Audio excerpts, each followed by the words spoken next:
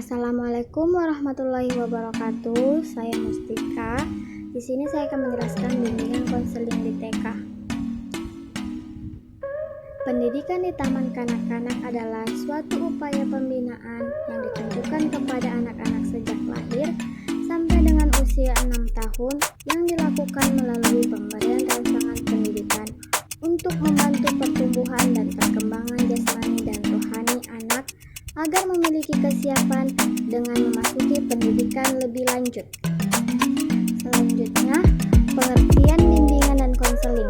Pengertian bimbingan adalah proses pemberian bantuan kepada individu yang dilakukan secara berkesinambungan supaya individu tersebut dapat memahami dirinya sehingga dia sanggup mengarahkan dirinya dapat bertindak sewajarnya.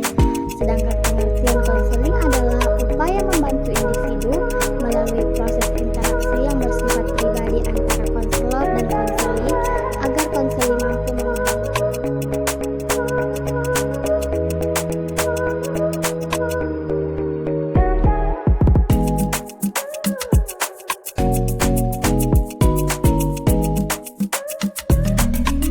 Sifat-sifat bimbingan konseling.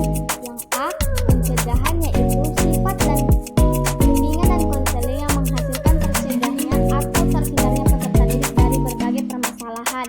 Yang B, penyembuhan, yaitu sifat bimbingan dan konseling yang akan menghasilkan atau teratasinya berbagai permasalahan yang dialami oleh peserta didik.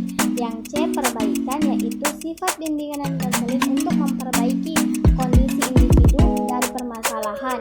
Yang D, pemeliharaan, yaitu bimbingan dan konseling untuk menjaga pemeliharaan kondisi individu yang sudah baik tetap baik. Yang E, pengembangan, yaitu mengembangkan berbagai potensi dan kondisi positif individu dalam rangka perkembangan diri secara mantap dan berkelanjutan. Dan selanjutnya,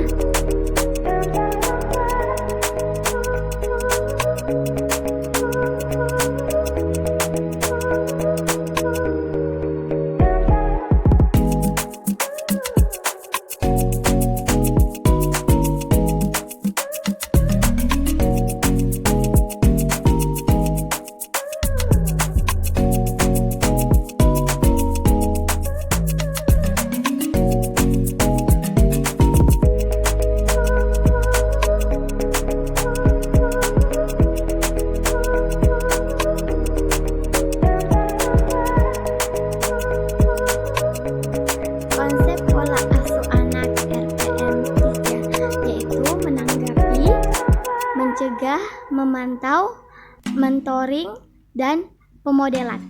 Yang pertama, menanggapi adalah merespon anak dengan tepat.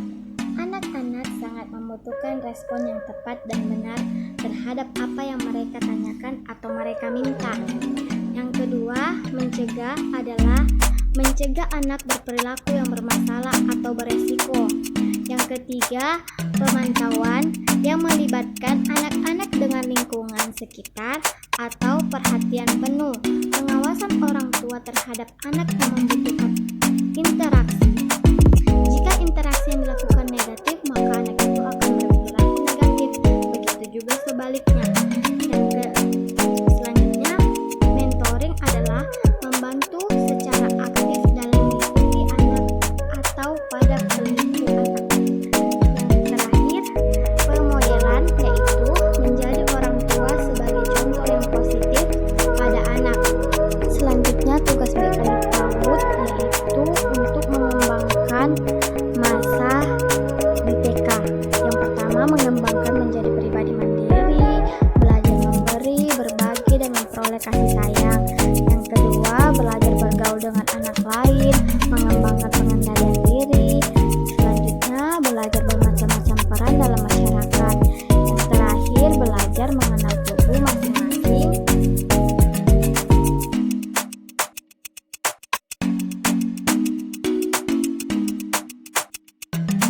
Teori behavioristik adalah teori tentang perubahan tingkah laku. Aliran ini menekankan pada terbentuknya perilaku sebagai hasil belajar yang menghubungkan stimulus dengan responnya. Karena anak usia dini belum terbuka pemikirannya terhadap lingkungan dalam skala secara luas.